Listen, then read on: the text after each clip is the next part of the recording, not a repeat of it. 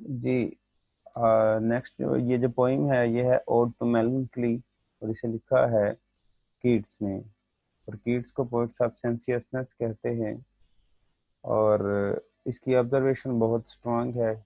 और कीट की पोइट्री का ये खासा है कि इसमें हमें ग्रीक जो हैं वो इंस्पिरेशन और बैकग्राउंड और इमेजेस बहुत नज़र आते हैं।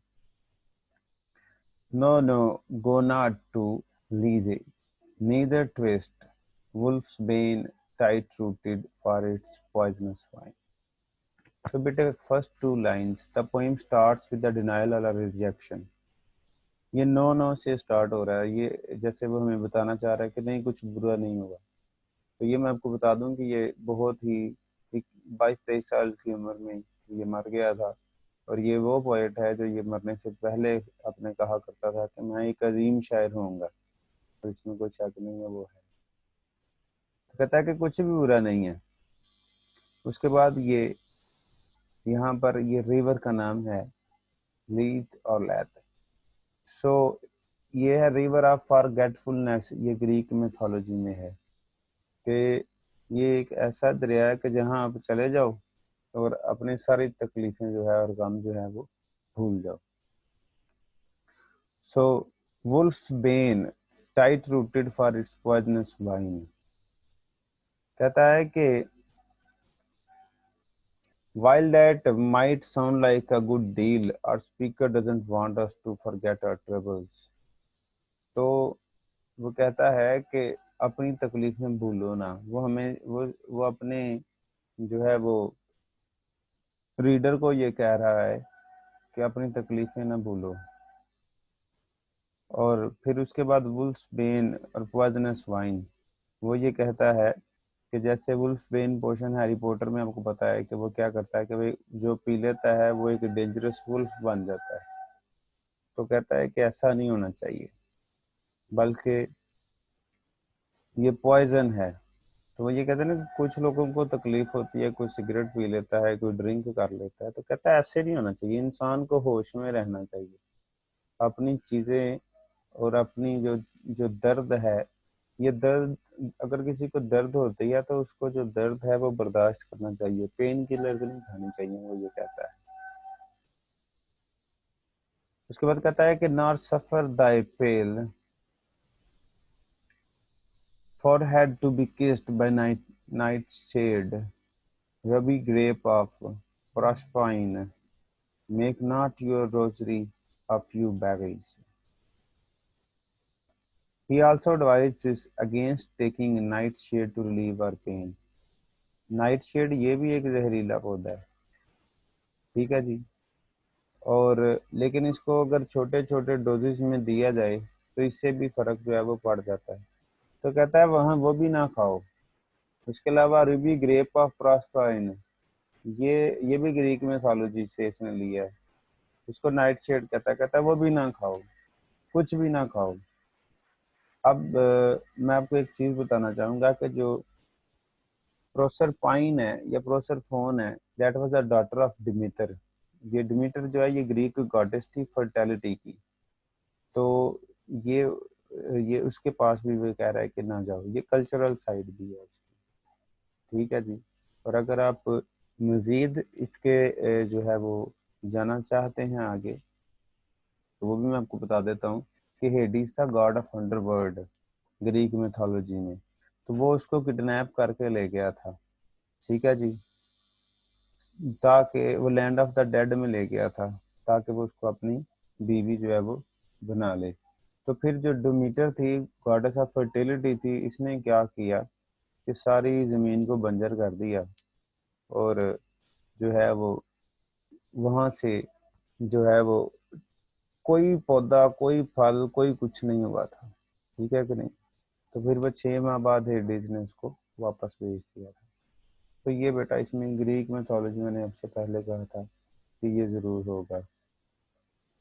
सो उसके बाद फिर वो ये कहता है कि we shouldn't poison ourselves to escape from trouble.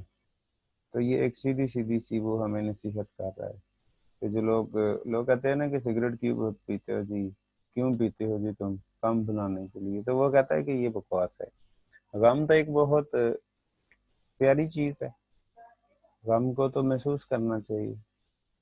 फिर कहता है कि nor let the beetle nor the death moth be your mournful psyche। वो एडवाइस वही कर रहा है, what not to do when we feel down in dumps, but this next one is pretty tricky, so let's take some time to tease it out। तो कहता है कि beetle and death moth, ये एक और मिथोलॉजी है। Beetle may be reference to ancient Egyptian mythology in which beetle was regarded as a sacred symbol of resurrection। Scarab beetle, जो scarab beetles हुआ करते थे, इनको बेटा कब्रों में रखा जाता था और कहा जाता था कि ये इनकी एसोसिएशन है, ये god of the rising sun के साथ है। ये नई जिंदगी जो है, यानी कि ये जो लोग मर गए हैं, ये जो नई जिंदगी अगर स्टार्ट कर रहे हैं तो उसमें ये इनके लिए खैर खा होंगे। और गॉड ऑफ सन का नाम था हैप्पी। तो ये वो था। तो कहता है कि वही हमें एडवाइस कर रहा है, the moth like beetle is often seen as a symbol of transformation and resurrection. जब एक इंसान जो है वो मर जाता है तो वो रूह में जाता है। तो जो मौत है, देखें अंडे से वो आगे जो है वो मौत बड़ी जल्दी बनते हैं। तो कैटरपिलर वगैरह आपको पता ही है कि पिछले मौसम में एकदम से ही हमारे यहाँ पे जनाब वो इस तरह के हशरात जो है वो आना शुरू हो जाते हैं। तो एकदम से जो चेंज है, ये उसके लिए बीटल को यूज कर रहा है। सो साइकी जो है ये भी इसकी भी ग्रीक रूट्स हैं। साइकी का मतलब माइंड है, स्पिरिट है, सोल है। तो फिर वो यही कह रहा है। तो कहता है कि we shouldn't allow our minds and souls to become transformed by sorrow or to become obsessed with these traditional symbols of death। कहता है कि ये जो चीजें हम देखते हैं, इससे हमारे ऊपर असर नहीं पड़ना चाहिए। हमारी जो साइकी है उसके उसको बिल्कुल भी इफेक्ट जो है वो नहीं होना चाहिए था। और एक और इसमें है कि साइकी जो है बेटा ये गॉडेस ऑफ लव है। क्यूपिड जो है ये गॉड ऑफ लव है। तो साइकी एक औरत थी, फिर उसको जियस ने जो है वो बाद में क्या बना दिया गया, उसको गॉडेस का दर्जा दे दिया गया। और बाकी गॉड जो थे वो कभी भी जो है वो उसको लाइक नहीं करते थे इस तरह से। Because she disobeyed and as a punishment Aphrodite and Psyche performed a series of cruel and difficult tasks। उसको ये कहा गया था कि वो क्यूपिड जो है उसकी शक्ल नहीं देखेगी, लेकिन उसने देख लिया और फिर उसके लिए उनको बहुत ज्यादा जो है वो तकलीफें झेलना पड़ी। तो इसमें बेटा ये वो भी एक चीज है। Line number 7, your mournful psyche nor the downy owl a partner in your sorrows mysteries।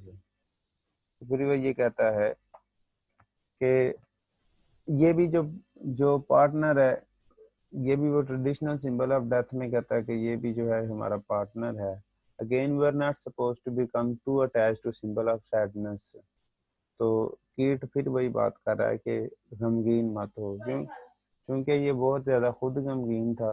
तो इसलिए फिर ये क्या करता है कि हमें भी यही कह रहा है। Line number 9, for shade to shade will come to drowsily and drown the vacant anguish of soul and drown the anguish of soul।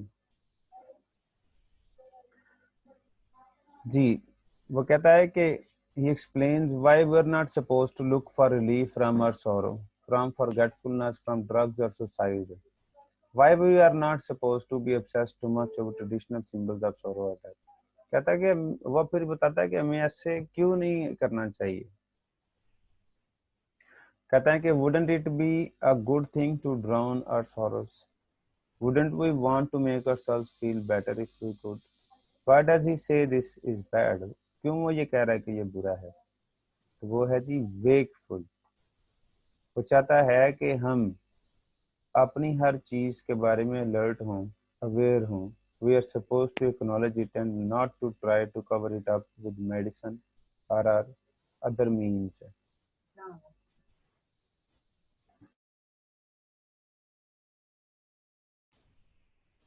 But when the melancholy fits shall fall, suddenly from heavens like a weeping cloud, that fosters the droop-headed flowers all, and hides the green hill in an April shroud।